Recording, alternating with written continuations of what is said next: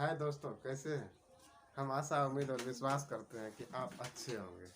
तो चलते हैं दोस्तों, जैसे हम लोग रसायन शास्त्र का पढ़ना शुरू किए थे और पढ़ रहे थे, आज उसी कड़ी को आगे बढ़ाते हैं। देखते हैं कि आगे क्या आज जो है हम लोग पढ़ेंगे आज रेडियो सक्रियता। क्या पढ़ेंगे दोस्तों? रेडियो सक्रियता। आज रेडियो सक्रियता के बारे में बहुत अच्छी तरह से जानकारी लेंगे, समझेंगे। तो चलते हैं दोस्तों, आज सीखते हैं रेडियो सक्रियता के बारे में, जानते हैं। सबसे पहले रेडियो सक्रियता क्या है। रेडियो सक्रियता इसी को रेडियो एक्टिविटी भी कहा जाता है अंग्रेजी में। रेडियो सक्रियता किसे कहते हैं, रेडियो सक्रियता क्या होता है, रेडियो सक्रियता की परिभाषा क्या होता है दोस्तों? तो सबका जवाब एक ही होगा, जो पदार्थ विखंडित होकर अदृश्य किरण उत्सर्जन करता हो रेडियो सक्रिय तत्व, तथा इस घटना को रेडियो सक्रियता कहते हैं। दोस्तों बात क्या है कि रेडियो सक्रिय तत्व वे तत्व होते हैं जो रेडियो सक्रिय जो है मतलब किरण उत्सर्जित करता हो। तो उसी बात पे, और रेडियो सक्रिय किरण जो होता है ना, अदृश्य किरण होता है। अदृश्य मतलब हम उसको खुली आंखों से नहीं देख सकते हैं। अदृश्य का मतलब होता है जो पदार्थ विखंडित होकर अदृश्य किरण उत्सर्जन करता हो रेडियो सक्रिय तत्व, तथा इस घटना को रेडियो सक्रियता कहते हैं। इस घटना को रेडियो सक्रियता कहते हैं। रेडियो सक्रियता की खोज जो है ना, सर्वप्रथम सबसे पहले वेकरेल ने यूरेनियम को किया था। किसको? वेकरेल ने किया था। किसको? यूरेनियम को किया था। यूरेनियम ही प्रथम पदार्थ होते हैं। यूरेनियम प्रथम पदार्थ है। रेडियो सक्रिय पाया जाता है। अगर रेडियो सक्रिय प्रथम पदार्थ यूरेनियम ही है। रेडियो सक्रिय किरण को बेकरेल किरण भी कहा जाता था है। किसी किसी बुक में बेकरेल किरण भी लिखा रहता है, लेकिन जब पहले की बात है, रेडियो सक्रिय किरण को बेकरेल किरण ही कहा जाता था, दूसरा कुछ उसका नाम नहीं था। इसका नाम बाद में पड़ा रेडियो सक्रिय किरण। मैडम क्यूरी एवं स्मिथ ने 1898 ईस्वी में बताया कि थोरियम धातु के तत्व में रेडियो सक्रियता पाया जाता है। रेडियो सक्रियता पाया जाता है। तो एक मैडम थे, उसी का नाम था मैडम क्वेरी थे। और जो मैडम क्वेरी और स्मिथ ने 1898 ईस्वी में एक तत्व का मतलब कि खोज किया, धातु का खोज किया, थोरियम धातु का खोज किया, जिसमें पाया गया, उसको देखा कि रेडियो सक्रियता उसमें पाया जाता है। तो अब देखते हैं दोस्तों, मैडम क्यूरी तथा पियरे क्यूरी, ये दोनों पति पत्नी थे, दोनों दाम्पत्य थे। ने 1902 ईस्वी में बताया कि पिंच ब्लेड जो तो पदार्थ होते हैं, वो जो थोरियम से 4 गुना अधिक रेडियो सक्रिय होते हैं। थोरियम से 4 गुना अधिक, 1 गुना नहीं, 2 गुना नहीं, बल्कि 4 गुना अधिक सक्रिय होते हैं। 4 गुना अधिक सक्रिय होते हैं। तथा 1902 में रेडियम जो होते हैं ना, बहुत ही तीक्ष्ण रेडियो सक्रिय किरण होते हैं। तीक्ष्ण, जिसको हम देख नहीं सकते हैं, है ना, मतलब अदृश्य किरण है, उसको हम देख नहीं सकते, बहुत ही तीक्ष्ण है, बहुत ही तीक्ष्ण है, बहुत ही प्रभावी है। रेडियम का खोज किया था 1902 में किया था। रेडियो सक्रिय 2 प्रकार के होते हैं। रेडियो सक्रिय किरण कितने प्रकार के होते हैं? 2 प्रकार के होते हैं। एक किरण जो होता है 2 प्रकार के होते हैं, एक प्राकृतिक है, दूसरा क्या है, मानव निर्मित।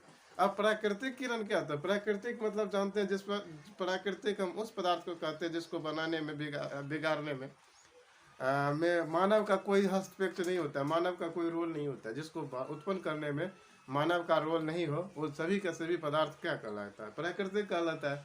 कृत्रिम क्या है? जिसमें जो मानव के सहयोग से उत्पन्न किया गया हो, उसी को क्या कहते हैं? कृत्रिम कहते हैं। तो चलते हैं दोस्तों, प्राकृतिक तथा कृत्रिम के बारे में जानते हैं।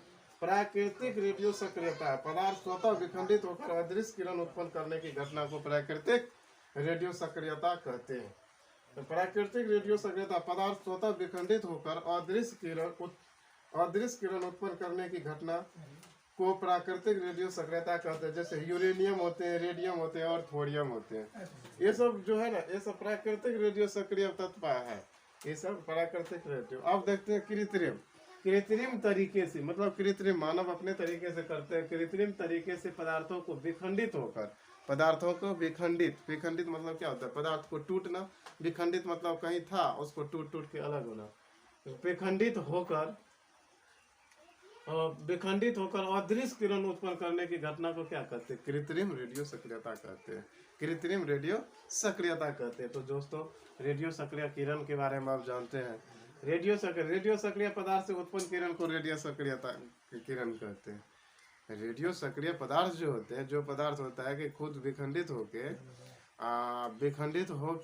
अदृश्य किरण उत्पन्न करता है, तो दोस्तों वही होते हैं जो है ना, वही किरण जो होते हैं, उसी किरण को जो है ना वही किरण जो होते हैं ना रेडियो सक्रिय किरण कहते हैं। रेडियो रदरफोर्ड ने रेडियो सक्रिय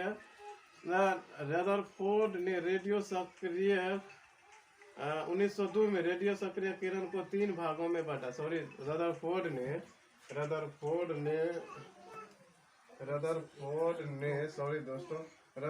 1902 में रेडियो सक्रिय किरण को 3 भागों में बांटा। रदरफोर्ड ने 1902 ईस्वी में रेडियो सक्रिय किरण को कितने भाग में बांटा? 3 भाग में बांटा है। अल्फा किरण यहाँ देखते थोड़ा स्टाइलिश ए है, ए रेज होता है, किरण मीन्स रेज होता है, बीटा किरण वी रेज होते हैं, लास्ट में गामा किरण वह रेज होते हैं। तो दोस्तों आज हमने ये सब सीखा। अब हम जानते हैं अल्फा किरण क्या होते हैं, अल्फा किरण किसे कहते हैं, अल्फा किरण की विशेषता क्या, उसका गुण धर्म क्या है।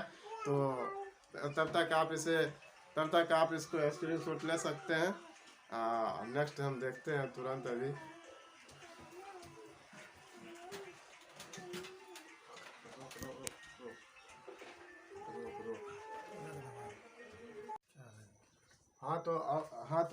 अब हम लोग अल्फा किरण के बारे में जानते हैं। अल्फा किरण क्या? अल्फा कण से निकलने वाले किरण को अल्फा किरण कहते हैं। अल्फा कण से जो किरण निकलती है उसी का नाम है अल्फा किरण।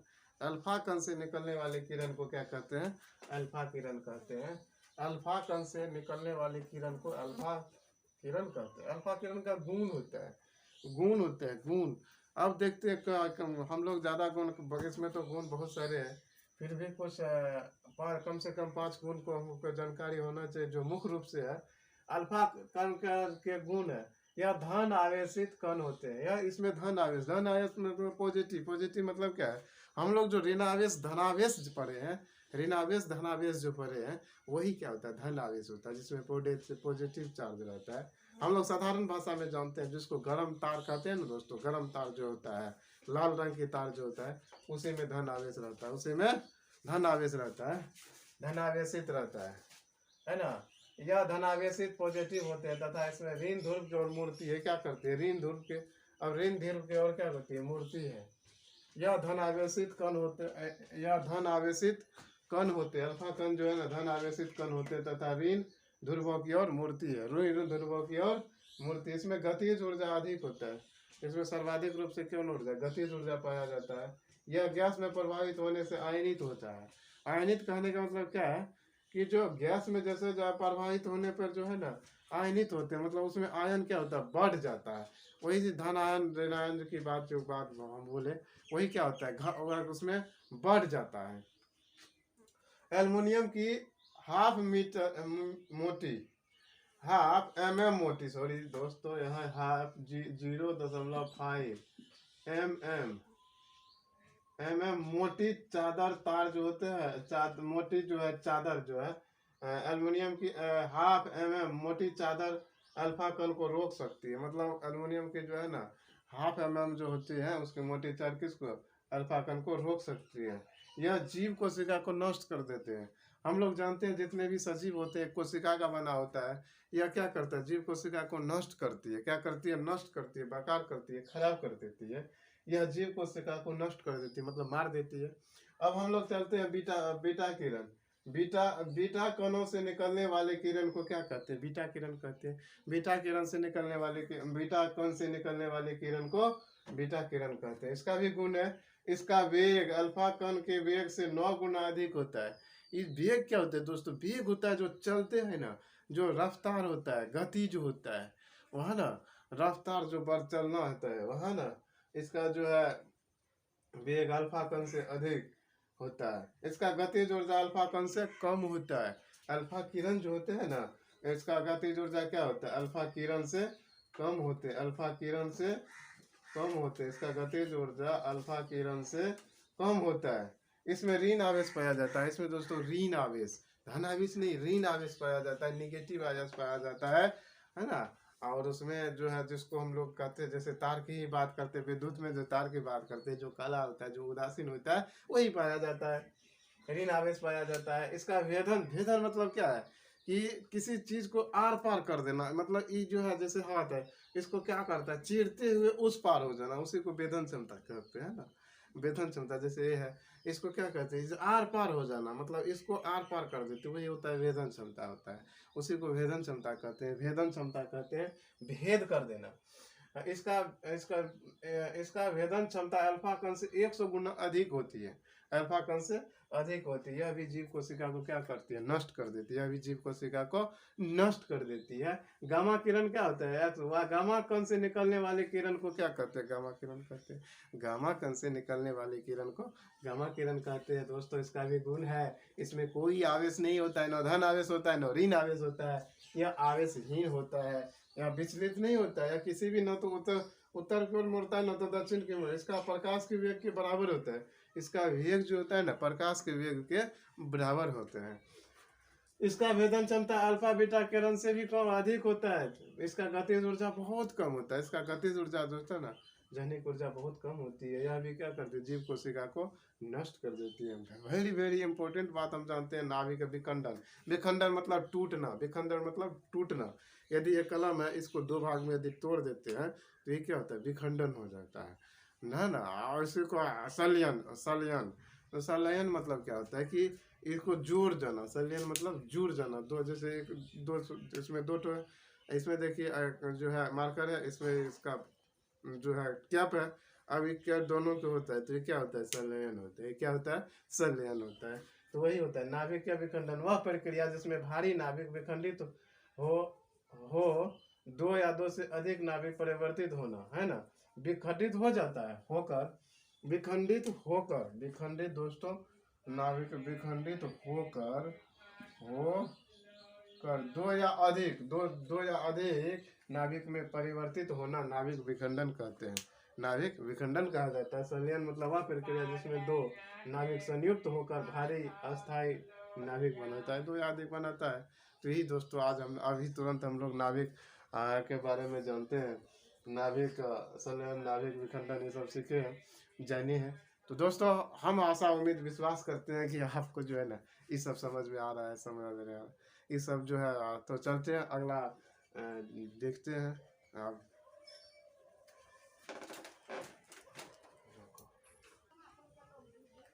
तो हाँ, तो दोस्तों अब नाभिकीय ऊर्जा के बारे में जानते हैं। नाभिकीय ऊर्जा किसे कहते हैं, न पदार्थों के नाभिक से उत्पन्न होने वाली ऊर्जा को नाभिकीय ऊर्जा कहते हैं। पदार्थों के नाभिक से उत्पन्न होने वाली ऊर्जा को नाभिकीय ऊर्जा कहते हैं। नाभिक ऊर्जा का उपयोग होता है, आखिर हम लोग नाभिक ऊर्जा का उपयोग किस चीज में करते हैं, है ना। इस बात को हम लोग जानते हैं, इस बात को हम लोग जानते हैं कि नाभिकीय ऊर्जा का उपयोग वायुयान, जहाज, रॉकेट, पनडुब्बी चलाने में किया जाता है। नाभिकीय ऊर्जा का उपयोग वायुयान, जहाज, रॉकेट, पनडुब्बी चलाने में किया जाता है। दोस्तों सूर्य से प्राप्त ऊर्जा नाभिक के संलयन क्रिया से होता है। उसमें सूर्य जो होता है ना, हमारे हाइड्रोजन और हीलियम से मिलकर बना होता है, और वह उसका जो नाभिकीय संलयन क्रिया जो होता है ना, जुड़ने की क्रिया जो होता है, वही से जो प्राप्त होता है, उसी से जो उसका जो है ना, उस पर बमबारी किया जाता है। उसको आगे हम क्लास में पढ़ेंगे कि उसको जो है ना, उससे जो उत्पन्न होती है ऊर्जा, वही नाभिकीय ऊर्जा होते हैं। जैसे भाप से उत्पन्न विद्युत ऊर्जा नाभिकीय ऊर्जा है। भाप से जो है ना, जल में जहाँ जो भाप ऊर्जा होता है, हम लोग पढ़ चुके हैं, आगे की क्लास में देखेंगे भी। नाभिकीय ऊर्जा होता है भाप, जल को जो है ना गर्म करने से जो उसका भाप बनता है, उससे जो है ना उसका टरबाइन उसमें लगा रहता है, उसका संयंत्र जो होता है, और उससे जो है ना उत्पन्न विद्युत ऊर्जा जो उत्पन्न करते हैं, वही होता है नाभिकीय ऊर्जा। और नाभिकीय ऊर्जा भाप से उत्पन्न विद्युत ऊर्जा नाभिकीय ऊर्जा है। अब देखते दोस्तों रिएक्टर, परमाणु रिएक्टर क्या है। परमाणु रिएक्टर को हम लोग समझते हैं साधारण शब्दों में, परमाणु ऊर्जा को उष्मा तथा विद्युत में बदलने वाले संयंत्र को परमाणु रिएक्टर कहते हैं। रिएक्टर एक प्रकार का एक क्या है, मशीन है, एक प्रकार का यह मशीन है दोस्तों। इस एक प्रकार का यह मशीन है। प्रमुख भाग होते हैं, इसका प्रमुख भाग होते हैं कोर, मंदक, शीतलक और परिरक्षण। उपयोग विद्युत गिरी में, विद्युत जहाँ पावर हाउस होता है ना, इलेक्ट्रिक का मतलब इलेक्ट्रिक का पावर हाउस जो होते हैं वहाँ होते हैं। चिकित्सा विज्ञान में होते हैं, है ना, कृषि रोग उपचार में होते, उद्योग धंधा में भी इसका प्रयोग होता है। अब देखते हैं रेडियो सक्रियता के इकाई को क्यूरी कहा जाता है। क्या कहा जाता है? क्यूरी। क्यूरी इसलिए कहा जाता है कि इसमें बहुत बड़ा योगदान है मैडम क्यूरी के एवं उसके पियरे क्यूरी जो उसके पति थे, इसका बहुत बड़ा योगदान है ना, उसी के लिए होता है। एक क्यूरी में के 3.70 गुना 10⁻10 विखंडन प्रति सेकेंड होता है। अब देखते हैं रेडियो आइसोटोप डेटिंग क्या है। पत्थर, कास्ट, जैव अवशेष में मापन करके वायु का निर्धारण करने रेडियो आइसोटोप डेटिंग कहा जाता है ना। अर्धवायु काल क्या होता है? रेडियो सक्रिय क्रिया से परमाणु की संख्या आधी हो जाना। रेडियो सक्रियता जो होता है ना, टूटने से उसका, उसमें परमाणु की संख्या जो आधी हो जाती है दोस्तों, उस के समय जो लगता है, आधी होने में जो समय लगता है, वही होता है रेडियो जो है, उसी को क्या कहते हैं? अर्धवायु। रेडियो सक्रिय क्रिया से परमाणु की संख्या आधी होने की समय को क्या करते हैं? अर्धवायु काल कहते हैं। दोस्तों इस बात को हम लोग समझते हैं। इस चीज को जो हम लोग अभी देखते हैं, नाभिक ऊर्जा को, फिर पदार्थों के नाभिक से उत्पन्न होने वाली ऊर्जा को नाभिक ऊर्जा कहते हैं, है ना। नाभिक ऊर्जा का उपयोग रसायन, नाभिक ऊर्जा का उपयोग वायुयान में जो होता है, जो एरोप्लेन होते हैं, हेलीकॉप्टर होते हैं, उसमें होते हैं, जहाज में होते हैं, और रॉकेट में होते हैं, पनडुब्बी चलाने में भी किया जाता है। सूर्य से प्राप्त ऊर्जा नाभिक ऊर्जा ही है। भाप से उत्पन्न विद्युत ऊर्जा को नाभिक, वो भी भाप से उत्पन्न जो होता है ना, वो भी नाभिक ऊर्जा ही है। परमाणु रिएक्टर जो होते हैं दोस्तों, नाभिक ऊर्जा को ऊष्मा तथा विद्युत में बदलने वाले संयंत्र को परमाणु रिएक्टर कहते हैं। तो दोस्तों हम लोग आज इसको सीखे। आप जो देख रहे हैं, वीडियो जो देख रहे हैं, एक बार में याद नहीं होता है, वो नहीं भी हो सकता है। उसको बार बार देखिएगा, एक बार, दो बार, तीन बार। 3 बार में तो पूरा कंफर्म हो ही जाएगा। इसको यदि बार बार देखते हैं, बार बार अध्ययन करते हैं, आप इसको स्क्रीनशॉट लेके इसके नोट्स भी बनाते हैं, तो बहुत ही उपयोगी, हेल्पफुल जो है साबित होगा। बहुत ही अच्छा आपके लिए रहेगा। और प्रत्येक कंपटीशन में इस ढंग का सवाल आना ही होता है। ये जो है ना, हम लोग का क्लास 9th में है, 11th में भी है ना। और इसको अच्छा से जानेंगे, 12th में भी काम आएगा। हमारे दैनिक जीवन में भी इसका बहुत ज़्यादा उपयोगी होते हैं इसका जानकारी। और हम लोग इसको सीखते हैं, जानते हैं, समझते हैं, है ना। तो और किसी भी कंपटीशन में इस ढंग का सवाल आता ही है, तो दोस्तों हमको इसको जानना है, समझना है। बहुत ही, अब इसके बाद ऑब्जेक्टिव जो है बहुत जल्द लेके आ रहे हैं, तो ऑब्जेक्टिव आएगा, उसको बनाते हैं, तो यकीन मानिए बहुत ही आपको हेल्पफुल महसूस होगा, बहुत ही अच्छा होगा। एक बार वीडियो देखने से हो सकता है नहीं भी आवे, लेकिन दूसरा बार, तीसरा बार जरूर आएगा। इसको 3 बार वीडियो देखिए, इसका स्क्रीनशॉट लीजिए, इसका नोट्स बनाइए। दोस्तों अब जो है, यदि कोई किसी चीज़ में आपको कमी महसूस होता है, कोई सवाल में फंसते हैं, तो आप इस वीडियो में कमेंट भी कर सकते हैं, या आप अच्छे सुझाव भी दे सकते हैं। आपको कोई समस्या होती है तो भी दे सकते हैं, ताकि अगले वीडियो में हमने सुधारने का प्रयास करेंगे। और क्या, और जो है आपका, आपके उपयोगी सब जो है वस्तु, विषय वस्तु को जो है ना, हम देने का कार्य करेंगे। तो दोस्तों हमारा क्लास रेगुलर जारी रहेगा, आप इसको देखते रहिए। पसंद आए तो लाइक कीजिए, कमेंट कीजिए। यदि आप न्यू जो है जुड़े हैं, तो आप इसमें सब्सक्राइब भी करें, ताकि हमारा लेटेस्ट वीडियो आप तक पहुंच जाए और इसका लाभ मिले। तो थैंक यू दोस्तों, मिलते हैं अगला क्लास में। धन्यवाद। आप तब तक इसे स्क्रीनशॉट ले सकते हैं।